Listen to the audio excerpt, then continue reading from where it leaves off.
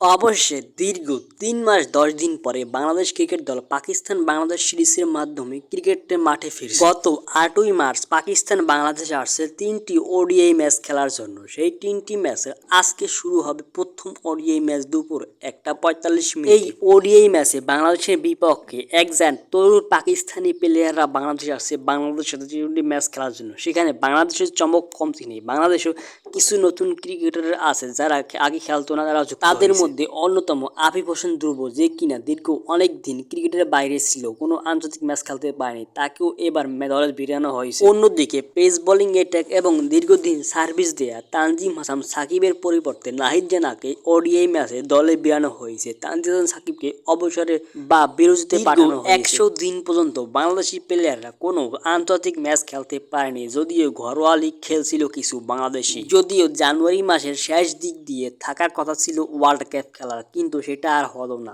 বিভিন্ন দুর্ঘটনার কারণে। আপনারা জানেন যে পাকিস্তান বাংলাদেশে আসছে ৩টি ওডিআই ম্যাচ খেলার জন্য। সেই ৩টি ম্যাচ কবে সেটা কি জানেন? চলুন এবার জেনে নেই কবে কোন দিন দেখতে পারবেন সেই পাকিস্তানের বিপক্ষে কাঙ্ক্ষিত ওডিআই টি ম্যাচটি। প্রথম ম্যাচ শুরু হবে আজ দুপুর ১টা ৪৫ মিনিটে এবং দ্বিতীয় ম্যাচ বা সেকেন্ড ম্যাচ শুরু হবে ১৩ই মার্চ দুপুর ১টা ৪৫ মিনিটে এবং থার্ড এবং শেষ ওডিআই ম্যাচটি শুরু হবে ১৫ই মার্চ দুপুর ১টা ৪৫ মিনিটে এবং এটার মাধ্যমে ভাগ্য নির্ধারণ হবে কোন দল চ্যাম্পিয়ন হবে, পাকিস্তান নাকি বাংলাদেশ। এবং আজকে আপনারা কমেন্ট করে জানিয়ে দিন পাকিস্তান এবং বাংলাদেশের সিরিজের মধ্যে প্রথম ম্যাচে কোন দল জয় পাবে, পাকিস্তান নাকি বাংলাদেশ। কমেন্টে জানাতে একবারও ভুলবেন না, সাথে ফলো তো করবেনই।